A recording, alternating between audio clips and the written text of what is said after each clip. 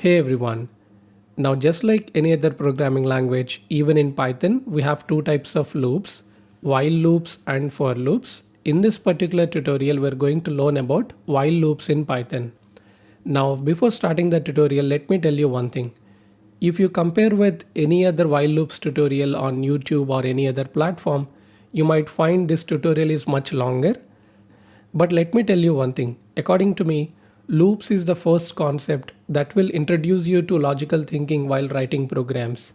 That is the reason we are going to discuss a lot of real-time examples that will help you develop a proper intuition and help you understand when to use different approaches. So trust me on this and watch till the end of the tutorial, and I am sure you will gain a great understanding of how to use while loops in Python. Now what do we mean by a loop in general? So when you want to do something again and again, that's what we call it as a loop, right? So even in programs, we might want to execute some piece of code again and again. That's when we can use different kinds of loops. Now let's see the syntax of while loop. So we will write while keyword and then we specify a Boolean condition, which means it will evaluate to true or false. And below this, we will specify the code we want to execute as a part of this loop. And as you might know, in Python, we specify the code blocks using indentation, right? So all this code has to be properly indented. Now, what does this logically mean? This code block is executed repeatedly as long as the condition is true. So the way it works is, first Python will check this condition. If the condition is true, it will execute the code block. And then it will go and check the condition again. If it is true again, it will execute the code block. And this process will be continued as long as this condition is true. Now at some point of time, when the condition becomes false, it will exit out of the while loop and it will continue to execute the rest of the statements in the program. Don't worry, we'll see a lot of examples that will help you understand this very easily. Now, each single execution of the loop is called an iteration or iteration, whatever it is. So every time Python checks the condition, and if the condition is true, it will execute the code inside the loop. So this is what we call one single execution of the loop or one iteration. Iteration doesn't only mean execution of loop body. Conditional check is also considered as a part of one iteration. Now let's see this code snippet. Here we have this variable n to which we have assigned value 5. And here we have another variable I to which we have assigned value 1. Now let's see this while loop. We are specifying this condition I less than or equal to n, which means as long as this condition is true, it will execute the code inside this while loop. And what are we doing inside the while loop? We are simply printing the value of I and we are incrementing the value of I by 1. This code will be executed as long as this condition is true. So initially I is 1 and n value is 5, right? So 1 less than or equal to 5 will be true. But at some point of time, this condition has to become false. Only then it will exit the while loop. So this updation will make sure this condition will become false at some point of time. Initially I value is 1, I less than or equal to 5 will be true. So we are incrementing I value by 1 every time. So at some point of time, it will be like 6 less than or equal to 5, which will be false, right? That's when it will exit the while loop. And we call this variable I as loop variable because we are manipulating this loop condition using this variable, right? Even though n is also a variable, n value is fixed. So this condition will only get modified if we update the value of I. So we call I as loop variable. And in this example, we're only using one loop variable, right? But sometimes we can even have multiple loop variables as well, all right? So this is the general structure you will find in while loops. We'll have some loop variable initialization, and then we'll have some loop condition based on which the code inside the loop will be executed. And then we'll also have loop variable updation, which will make sure this condition will become false at some point of time. Now let us try to find the output of this code snippet. So initially the value of I is 1, I will be 1. So what happens? 1 less than or equal to 5, right? It will be true. So what it will do? it will print the value of I. So it will print 1 and then it will increment the value of I by 1. So I value will become now 2, right? So one iteration is over. In the second iteration again, now it will check the condition again. 2 less than or equal to 5. Again it is true. So what it will do? It will print the value of I, which is 2 in a new line, and then it will increment the value of I. So I will become 3 now, right? So again, 3 less than or equal to 5 will be true. So it will print value of I, which is 3, and then it will increment value of I by 1. So I will become 4. Now again, 4 less than or equal to 5 will be true. So it will print the value of I. So 4 will be printed, and again I value will be incremented. Now 5 less than or equal to 5 is also true. So again it will execute the code inside the loop. So it will print the value of I, which is 5, and then it will increment the value of I to 6, right? Now 6 less than or equal to 5 will be false, right? So it will exit the while loop. So our final output will be 1, 2, 3, 4, 5. And instead of 5, if we have n is equal to 10, then it will print 1, 2, 3, 4, so on till 10. So basically what this program is doing is it is printing the first n natural numbers based on the value of n. Now let's create a new Python file inside this control flow folder we have created before, because loops are also part of control flow, right? We are using it to control the flow of execution of our instructions. So let me create a new Python file with name while_loops. All right. So here let's create a variable n and let's assign value 5, or we can even take this value from user input as well to make the program more dynamic if we want. All right. Now let's take another variable I and initialize it with value 1, because we want to print the value starting from 1, and then we want to print till the value of n. So what we will do here, we'll write while loop. So you will write this while keyword, and as soon as you write the keyword, as you can see, it turns into a different color, orange in case of PyCharm, right? And remember, Python is case sensitive, so all these letters in this keyword should be in lowercase. All right. Now we will specify the condition I less than or equal to n. All right. Now as soon as you press enter, it will create this indentation automatically. So what do we want to do inside this loop? We want to print the value of I, and in the next line we want to increment the value of I by 1. All right. Now if you want to write something after the while loop, so you again have to go back by pressing backspace, and here you can write the rest of the statements. Let's say you simply want to print end of loop. All right. So let's see what happens. So let me run the program, right click, run. And as you can see, it prints 1, 2, 3, 4, 5. And once this condition becomes false, so it will exit the while loop and it will execute the rest of the statements in the program. So it will print end of loop. And here in this program, we are trying to print the first n natural numbers, right? But what if we want to sum the first n natural numbers? So what do we want to do? So instead of simply printing the values, we want to sum them up. So what we can do is we can create a variable sum and we will initialize it with 0. And here instead of printing the value of I, we will add that I to this variable sum. And here let's try to print sum colon comma sum. And of course, to find the sum of first n natural numbers, we can use the formula n into n plus 1 by 2.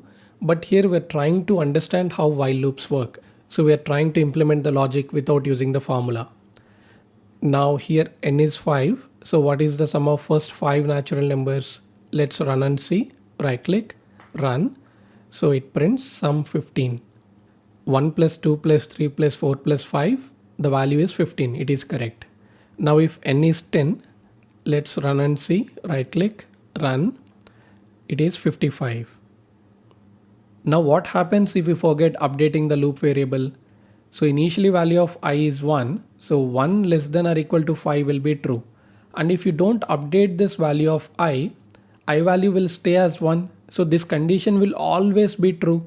So it will execute this loop forever. which means it will lead to infinite loop. If I go back to the program and comment this line where we are updating the value of I, let's see what happens. Right click, run, and you can see it is running forever and ever. It will never end, right? So this is called infinite loop. So if you want to stop this program, you have to forcefully stop by clicking this button. Then it will stop. So you always have to make sure your code doesn't lead to an infinite loop by properly updating the loop variables. Now if we want to intentionally create an infinite loop, we can use while loop with condition as true. And let's say inside the loop, we simply want to print hello. Now what happens?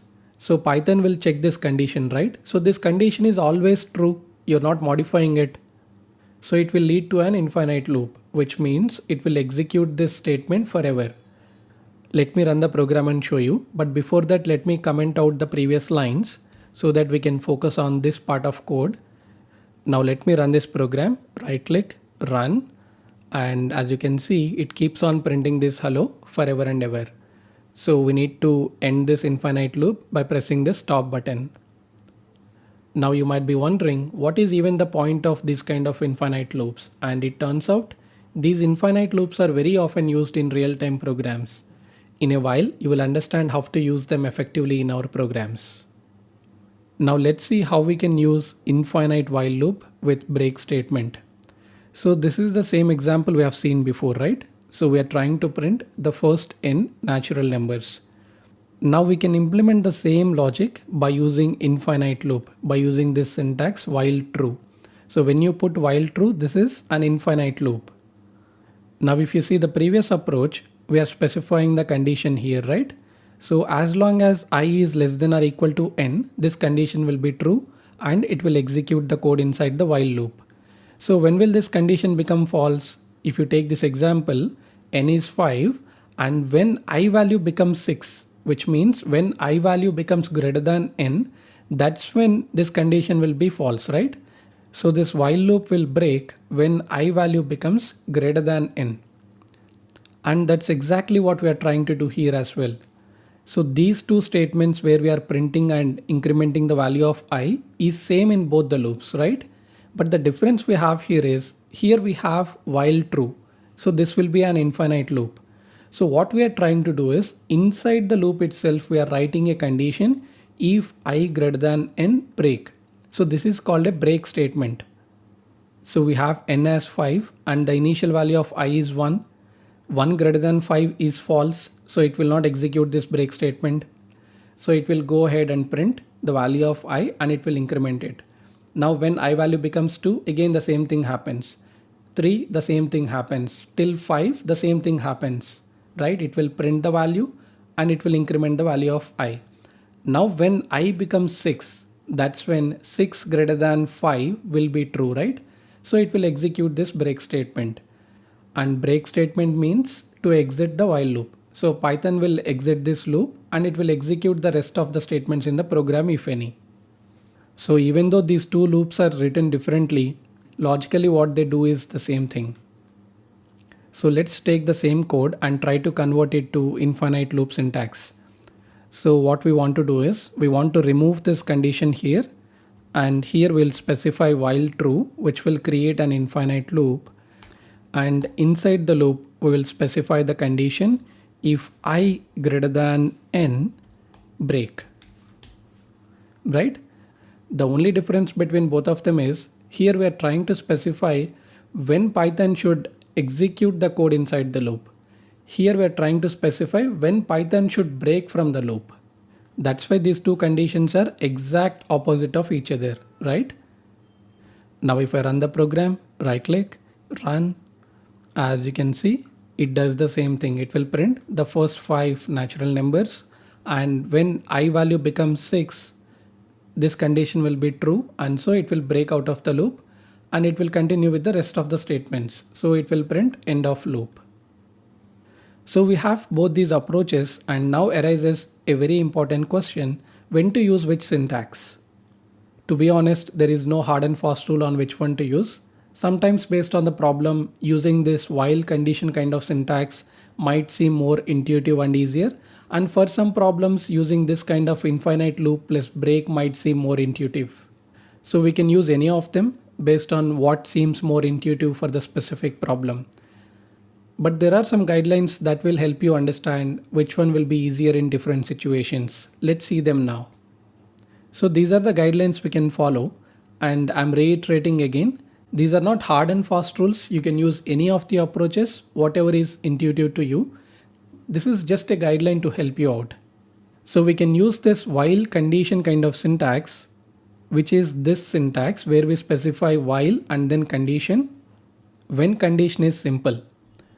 And we can use this while true plus break syntax, which is this syntax when exit condition depends on user input and when multiple exit points exist and when complex logic is involved. Simply put, when the condition is very simple, go ahead with while condition kind of syntax, and if you feel condition is more complex and you have to handle a lot of things, go with while true plus break syntax. Don't worry, we're going to see some examples and practice problems for all these scenarios that will help you understand why this kind of syntax is much easier in these situations.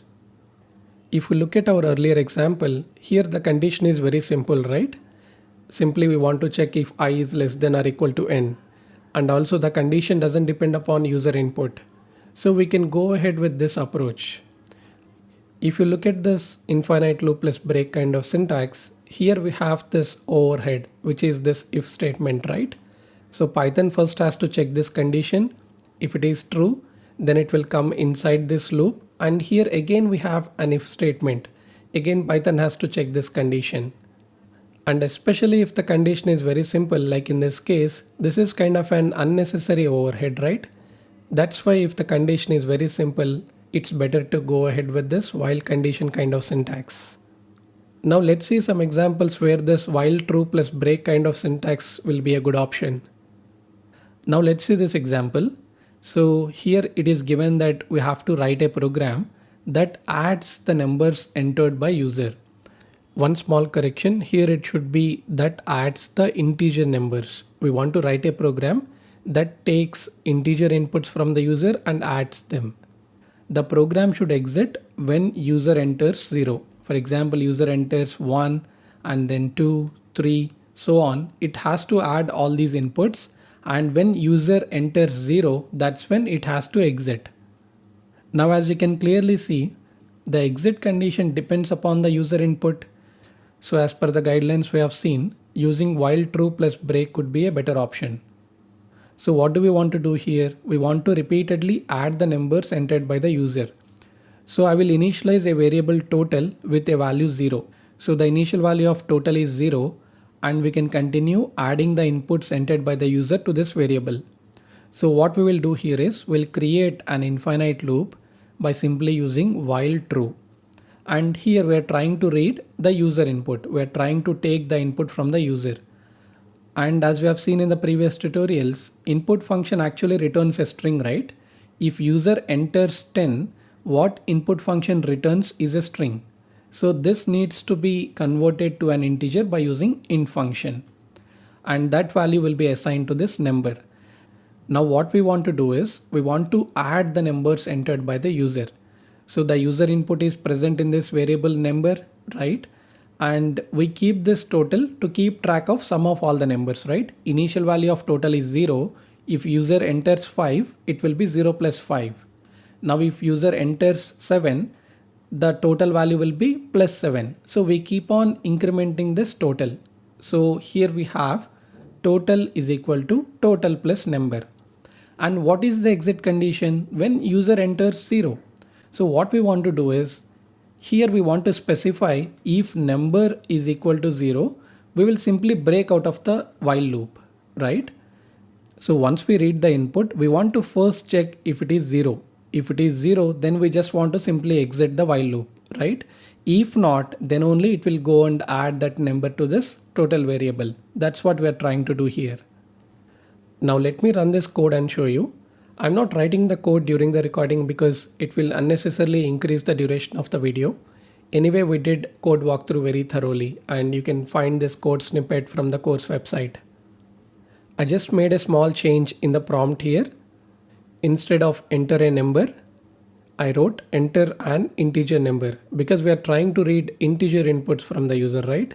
So it's always better to keep prompts as clear as possible. Now let me run the program. Right click, run. So it says enter an integer number. Let me enter 10. Press enter. It says enter an integer number again. Let me press 20. Press enter. It says enter an integer number. Let's say 30. Enter. Now what happens if I press 0? So this condition will be true. Number equal to 0 will be true. So it will break out of this while loop, right? So let me press enter. So now it simply prints sum colon 60. 10 plus 20 plus 30 is 60, right? Now, instead of using this infinite loop plus break, can't we solve this problem by using simple while condition syntax? Of course we can. And this is how we can do it. So what is our exit condition when user enters 0? So if the user input is not 0, we want to add that input to the total variable, right? So this is how we write the condition number not equal to 0, which means if the user input is not 0, then we will add that to the total. But before Python checks this condition for the first time, it needs to first capture the input, right?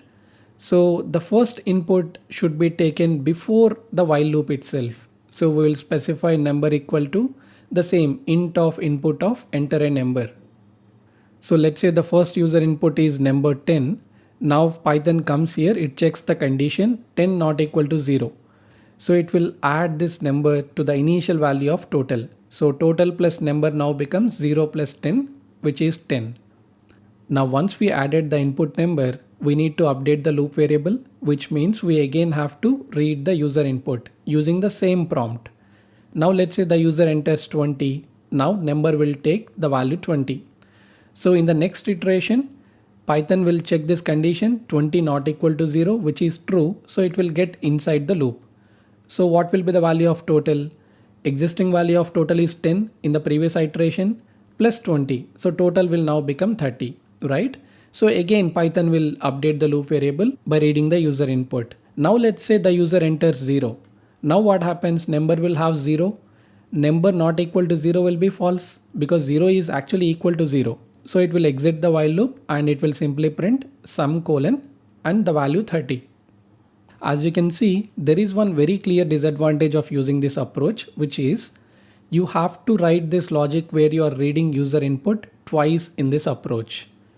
Because before checking this condition for the very first time, it has to first take the input, right? And again, while updating the variable, it again has to take the user input. Now here we are only taking one single input, which is number. Sometimes in some programs, you might want to take 4 or 5 different details. And sometimes instead of a simple prompt like this, there could be multiple menu options given to the user for a single input. That is also possible, right? Like enter 1 for something, enter 2 for something, so on. We can do that as well. So in such scenarios, we can see that there will be redundancy in your code, which means you are writing the same code twice. But here in this infinite loop plus break syntax, we are reading the input inside the loop, right? So we don't have to read anything before entering the while loop. So what we are doing inside the while loop is first we are taking the user input and then we are checking this breaking condition and then we are doing some updation or implementing some logic. So this kind of makes the code much more natural and intuitive, right? At least for me, this looks more intuitive, especially in cases where our exit condition depends on multiple user inputs. It makes the flow much more natural. We are getting inside a loop and in the loop, first we are trying to read all the inputs, then we are checking the breaking condition. And if the breaking condition is false, we will execute some logic inside the loop. If the breaking condition is true, we'll simply exit the loop. But that being said, it's not a hard and fast rule and you can choose whatever approach seems more intuitive to you. For a particular problem, if you feel using while condition kind of syntax is easier for you, you can go ahead with it. All right. Now let me run this code where we are using while condition kind of syntax as well. So let me first comment out the previous lines. Let me run it again, right click, run. So it says enter an integer number, let me enter 10, press enter. It says enter an integer number, let me enter 25, press enter. Enter an integer number, let's say 15, press enter. Now if I press 0 and press enter, so when I enter input as 0, this condition number not equal to 0 will be false, right? So it will break out of the while loop and it will simply print sum colon and whatever is the total. So what is the total? 10 plus 25 plus 15, which will be 50. All right. So far, I hope you got a good understanding of how to use while loops in Python, and we will continue the tutorial in the next video where we will discuss how to do data validation using while loops, and we will also see how to use continue statement and how we can use break and continue together. I'll see you soon.